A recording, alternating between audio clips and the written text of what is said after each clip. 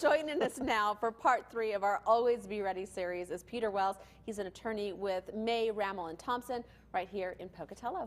Peter, thank you so much for joining us today. Let's talk a little bit about just an overview of what should people have in their, I would say, document library that they should have pretty much at any age. Well, that's an interesting question because it really is kind of fact specific to each individual person. Okay. Most people should have a living will. And a living will is essentially what you want done in the event that you cannot make a medical decision yourself.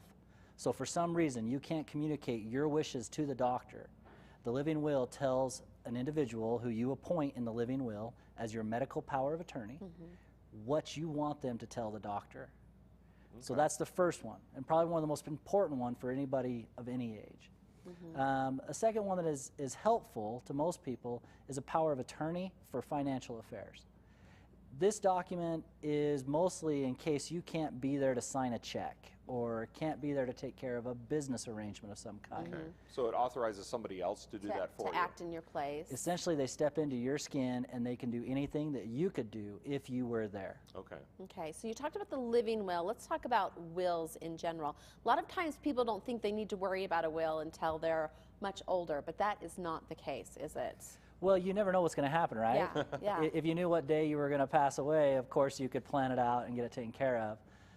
The thing about a will, though, is that depending on the assets you have, you may not necessarily need a will all of the time. Okay. There are different procedures that are in place. For example, let's say that you and your husband have children together, but you have no other marriages and no children from any other relationships. If something was to happen to you, under Idaho's law, everything that you own automatically passes to your husband by operation of law. So in that case, don't necessarily need a will. But you don't know that you're going to pass and that they're not going to pass. Wonder if you're in a car wreck together. So there are things that need to be settled in situations like that. And that is correct too, because then you have a situation where you've got to deal with, if you both pass at the same time, then what do we do with our assets? And if your children are minors, you need someone to take care of your children.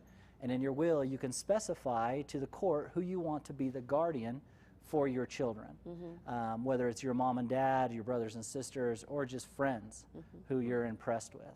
If you have written it in a will who you would like to care for your children, is that generally honored?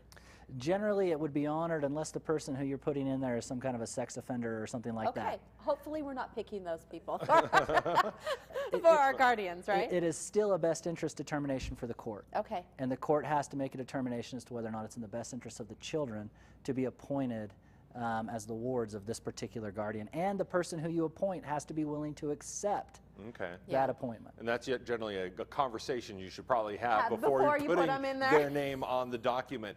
Now, you mentioned that it was just, you know, if one person passes, assets transfer to the spouse and the children. What happens if there's some blended family going on? Then do you want to have like a roadmap of how things should happen? You absolutely do. And the reason why is because if you have a blended family, the law treats the way your assets are distributed differently.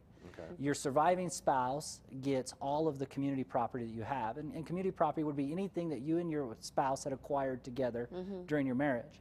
Your separate property, however, everything that you had before from your first marriage or anything that was an inheritance from your parents would be equally divided between your current spouse and any children that you have from a previous relationship. So it becomes complicated, so it's better if you just spell it out how you want everything to be divided up? That is exactly right. You want to divide it out how you want it done, because if you don't, the law has a fail-safe mechanism built in, and it may not be what you would desire. Yeah. All right.